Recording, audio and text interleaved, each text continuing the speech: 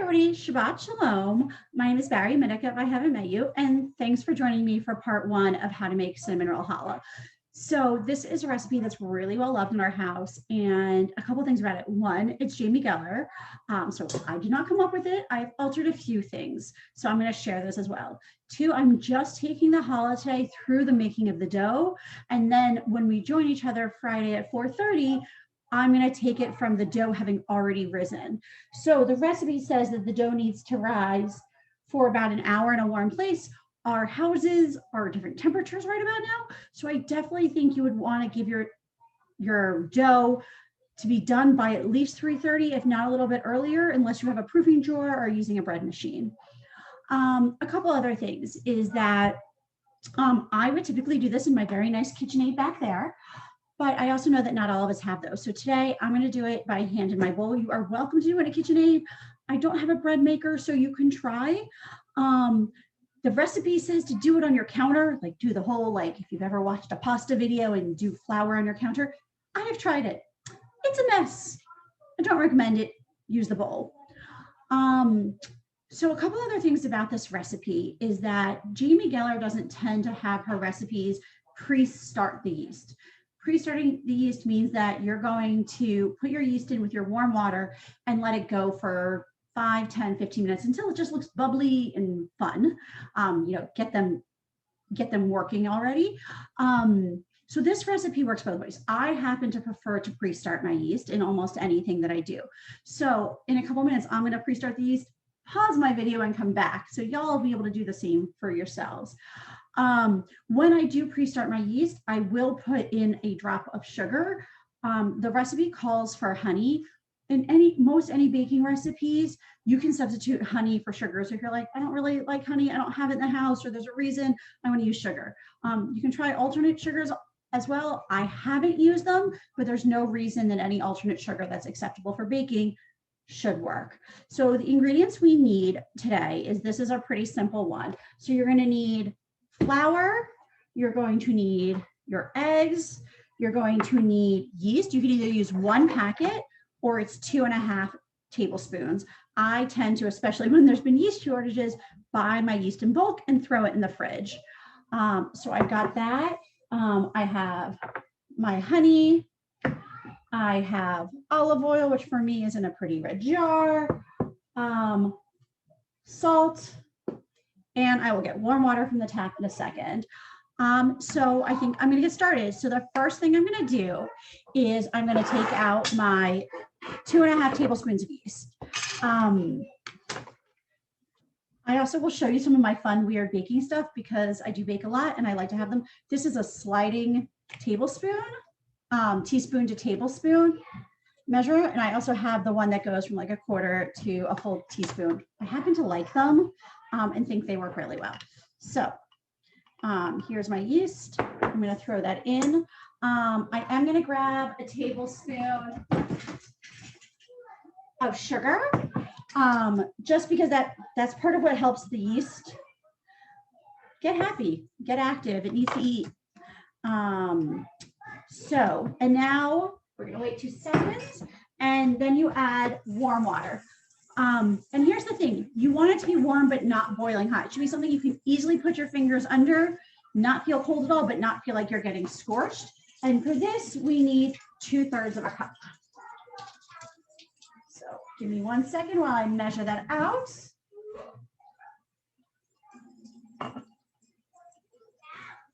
Another thing for baking, you really do want to try and be as close to exactly the measurements as possible, because we like to say baking is science, cooking is art, and so the amounts will matter. So right now I poured my water over my yeast and over my sugar.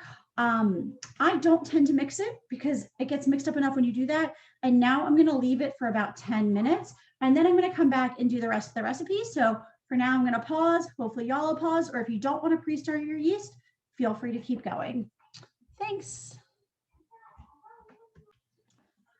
Everybody, we are back, and you can see I am joined by a wonderful guest baker. And who are you?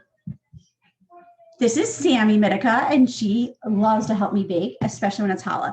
So as I said before, I pre-started my yeast. So I'm going to take my camera. I'm going to let you see it's all nice and fuzzy and growing. So what we're going to do next is, let's see, let's get all lined up. We're going to start adding the rest of the ingredients. And so this is where, if you did on the counter, you'd be pouring things into the middle. So what we're going to do now is we are going to add our 2 eggs. I'm going to do this and let Sammy help with other things. You can help me crack the next one. So there's one looking. Yep, you can help me in a second. Okay, 1 egg. Here, help me. Good job, Sammy. All That's right. a big yolk. Yeah, one of those had a very big yolk. Okay, so that is our 2 eggs. So next we are going to add our honey. Another fun baking thing, I found this a little while ago. This is a measure and pour. It has on it tablespoons, teaspoons, ounces, and mils, and it goes up to a 1/2 cup. And it is awesome because sometimes I'll also layer my different liquids in it. So for right now, I'm first actually going to do my olive oil in here, and then I'm going to layer my honey in too. So for our olive oil, we're going to do a third of a cup, which I'm double checking is 16 teaspoons. So we're going to pour this, and Sammy's going to help me watch till we get to 16.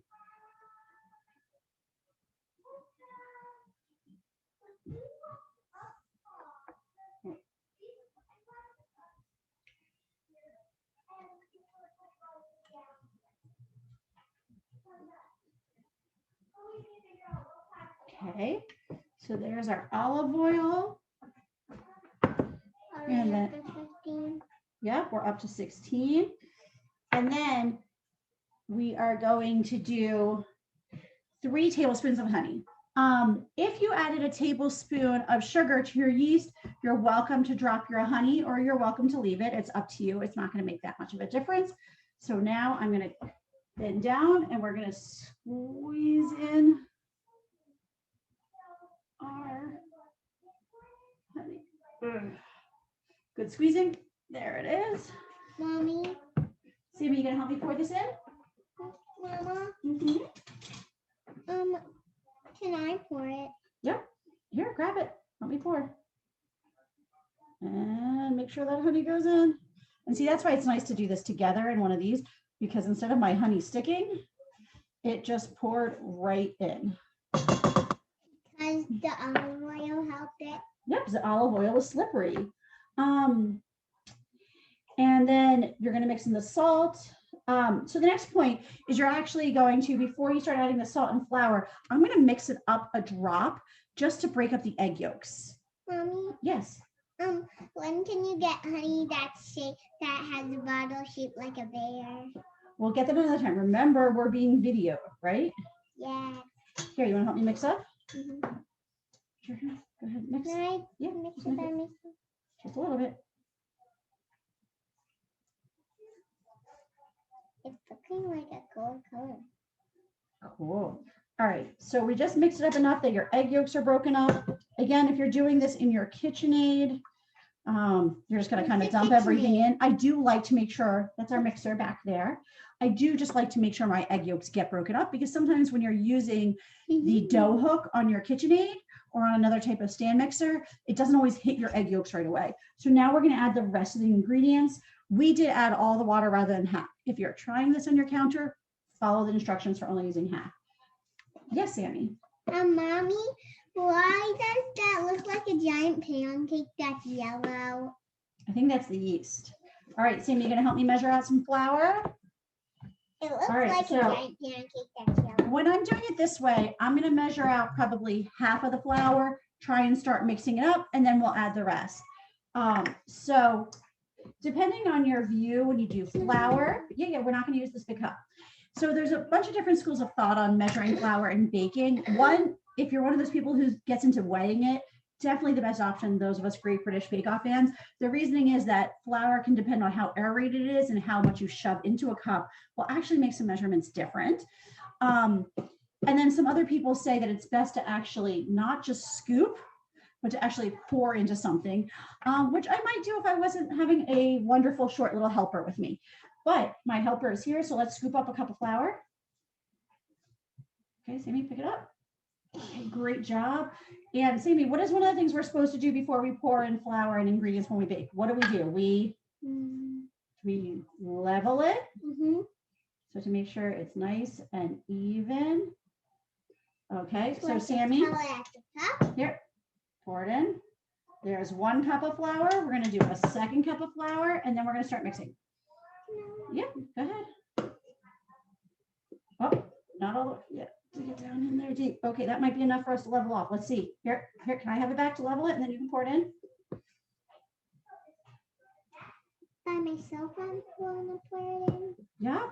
All by myself without any grown-up help? Here, you can dump it in. Hit the bowl. Okay, hit the bowl. All right, so that's 2 of our 3 cups of flour right about now. Okay, I'm trying to let you see. Oh, I just totally spilled a bunch. That's okay. We're going to pause and clean that up. Okay, we're back after the little disaster. This time we'll pick up the computer and you can see we've got our yeast, our eggs, our oil, and half of our flour. And so now, Sammy, you give it the first good mix. The reason that I like to start with half the flour is that it's just a little bit easier to start getting everything incorporated. The more your flour gets in, it's going to start getting thicker, and then eventually you'll start using your hands to knead. Can I mix a little more? Yes, you can mix a little bit more. You can use a whisk, you can use a fork, you can use anything. I'm just happy to be using special. Sammy, can I try and do something real quick? And then we'll add some more flour. So just try and get it all incorporated and it all in there. You're going to do it again in a second. I'm just trying to finish it. You can see my little helper gets impatient because she really likes to do this. All right, Sammy, we're going to add, so we've already added 2 of our cups. We're going to add 1 more cup, mix it again, and then we might be getting close to the point of adding it little by little so that we can then start kneading it. Okay.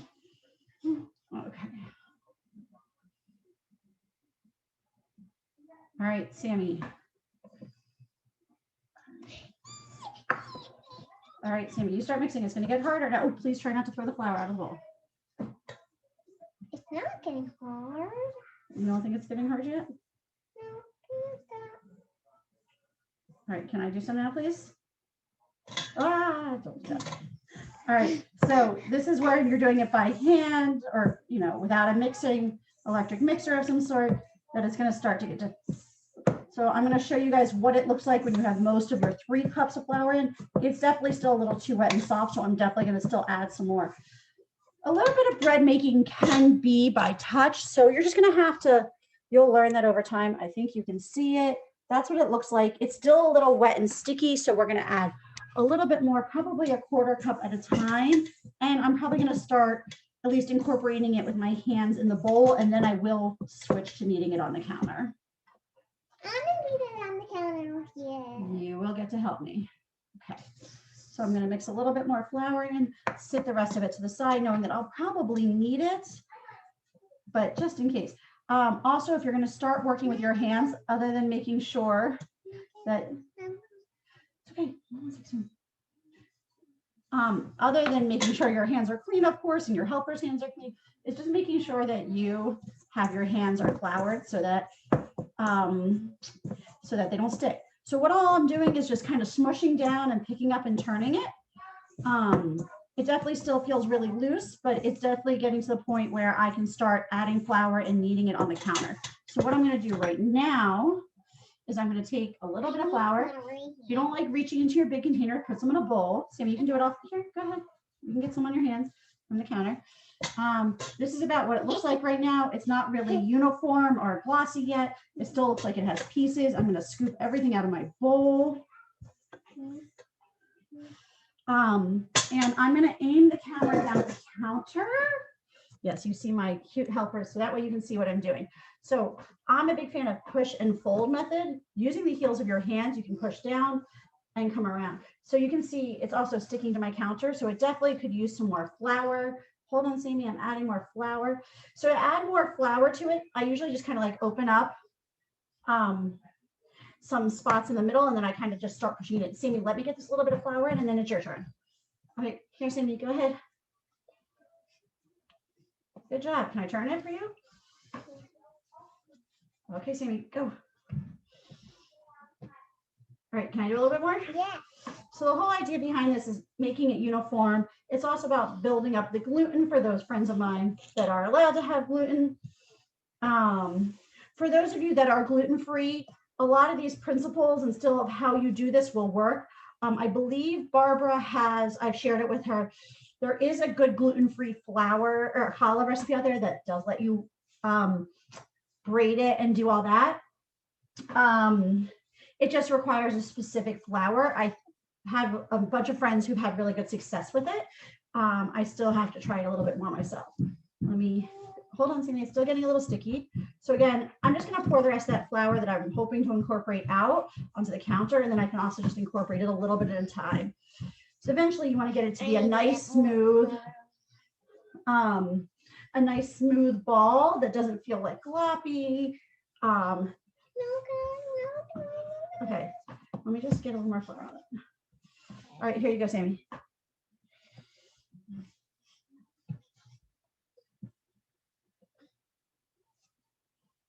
The recipe is going to tell you to mix and knead for 7 minutes. Mama, if you're using a stand mixer, I just turn it up and I kind of walk away. Just make sure your mixer doesn't like to dance off the counter. My mixer likes to dance around, so I always just try and keep an eye on it. But even when I do it in the mixer, I will get the majority of the kneading done there, and then I will still do a little bit on the counter. Hold on, Sammy. All right, I'm getting a little bit sticky again. So at this point, I don't know that I'm actually going to incorporate all that flour. I'm just going to put a little bit more on the table. Sammy, you have more than enough flour in your hands. And I'll just make sure it has enough that it's not going to stick. Sammy? Sammy. All right, you want to knead some more? All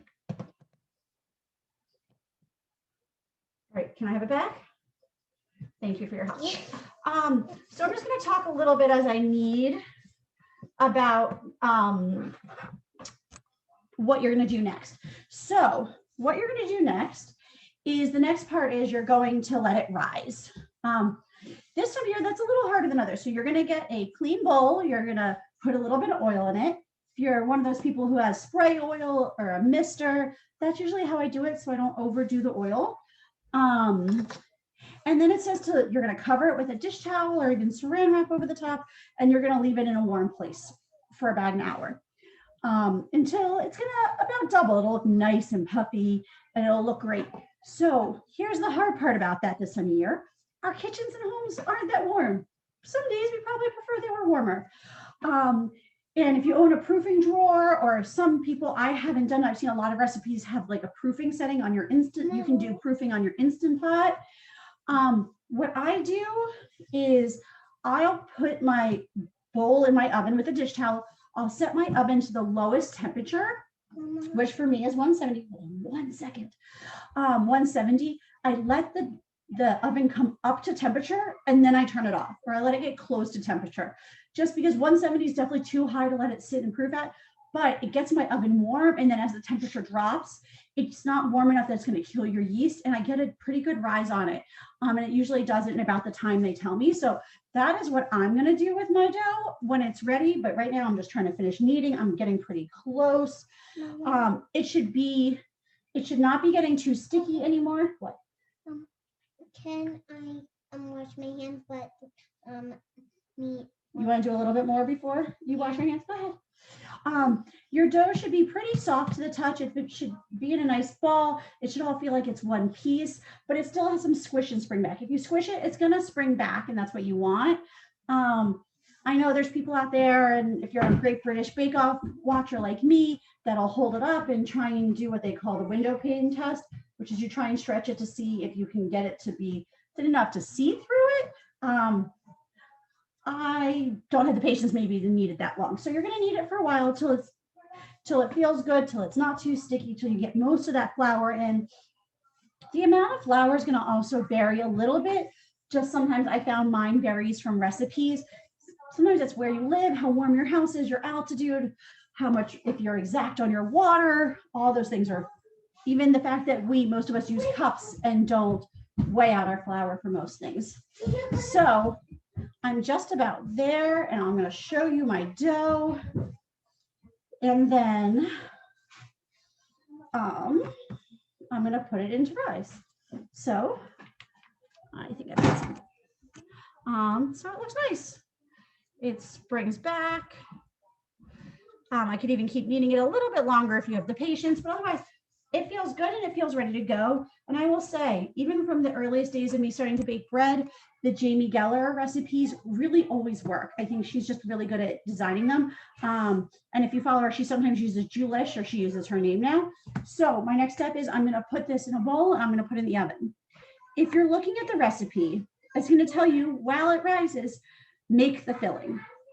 That's really easy. I'm going to show that when we all come together on Friday. But if you're doing this before, you want to get that ready, it's 1/3 of a cup of oil. I don't tend to use canola. It's not something I run in the house. I still usually use olive oil. 3/4 of a cup of brown sugar and 1/2 teaspoon of cinnamon. We love our cinnamon in our house, so we will go heavier than on the cinnamon. I've also lessened the oil. It doesn't have to be a full 1/3 cup. It's just enough to make it sticky as you put it down. And a little pinch of salt just to add to the flavoring.